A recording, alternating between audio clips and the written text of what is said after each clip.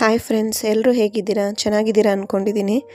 Welcome to mom and daughter daily vlogs. ಇದು ನನ್ನ ಮಗಳ 16ನೇ ದಿವಸದ ನಾಮಕರಣದ ವ್ಲಾಗ್ ಆಗಿರುತ್ತೆ. ನಾಮಕರಣ ಮತ್ತು ಹೆಸರಿಟ್ಟಿದ್ದು ಆ್ಯಂಡ್ ತೊಟ್ಲಿಗೆ ಹಾಕಿದ್ದು ಶಾಸ್ತ್ರ ಎಲ್ಲನೂ ಒಂದೇ ದಿವಸ ನಾವು ಮಾಡಿದ್ದು. ಮನೆಯಲ್ಲೇ ಸಿಂಪಲಾಗಿ ಮಾಡಿರೋವಂಥದ್ದು. ಒಂದು ದಿವಸಕ್ಕೆ ಮುಂಚೆನೇ ನೈಟಲ್ಲೇ ನಾವು ಎಲ್ಲ ಸ್ಯಾರಿ ಎಲ್ಲ ಅರೇಂಜ್ ಮಾಡಿ ತೊಟ್ಲಿಗೆ ರೆಡಿ ಮಾಡಿ, ಮತ್ತು ಮಾರ್ನಿಂಗ್ ಬಂದು ನಾನು ಮಗಳು ಪಾಪು ಎಲ್ಲ ಸ್ನಾನ ಮಾಡಿ ರೆಡಿಯಾಗಿದ್ವಿ.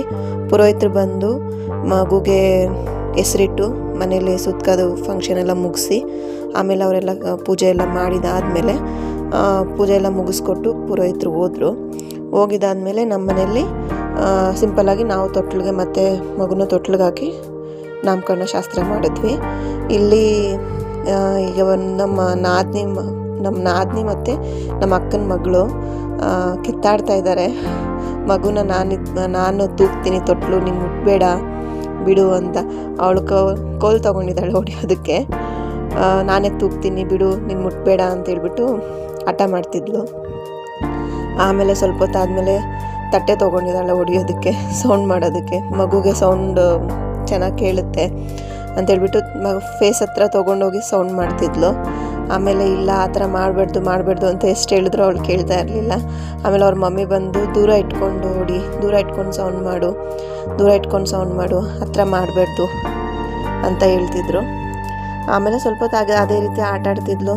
ನಮ್ಮ ಮಗುದು ನಾಮಕರಣನೂ ಎಲ್ಲ ಚೆನ್ನಾಗಾಯಿತು.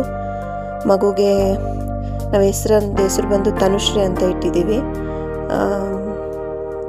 ತಾ ಅಕ್ಷರ ಬಂದಿದ್ದರಿಂದ ತನುಶ್ರೀ ಅಂತ ಹೆಸರಿಟ್ಟಿದ್ದೀವಿ ಅವಳಿಗೆ. ಆ್ಯಕ್ಚುಲಿ ತುಂಬ 2-3 ಹೆಸರು ಪ್ಲ್ಯಾನ್ ಇತ್ತು. ತ್ರೇಯಾ ಅಂತ, ಬಟ್ ಇದರಲ್ಲಿ ತನುಶ್ರೀ ಸೆಲೆಕ್ಟ್ ಮಾಡ್ಕೊಂಡ್ವಿ. ತ್ರೇಯಾ ಅಂದರೆ ಶ್ರೇಯಾ ಅಂತ ಕೇಳಿಸ್ತಿದೆ ಅಂತ ಎಲ್ಲ ಬೇಡ ಅಂತಂದಿದ್ದಕ್ಕೆ ತನುಶ್ರೀ ಅಂತ ಪ್ಲ್ಯಾನ್ ಮಾಡ್ಕೊಂಡ್ವಿ. ಇದು ನನ್ನ ಮಗಳ ನಾಮಕರಣ ವ್ಲಾಗ್ ಆಗಿರುತ್ತೆ. ಫುಲ್ ವಿಡಿಯೋ ನೋಡಿ, ನಿಮ್ಗೆ ಇಷ್ಟ ಆದರೆ ಲೈಕ್ ಮಾಡಿ, ಸಬ್ಸ್ಕ್ರೈಬ್ ಮಾಡಿ. Thank you.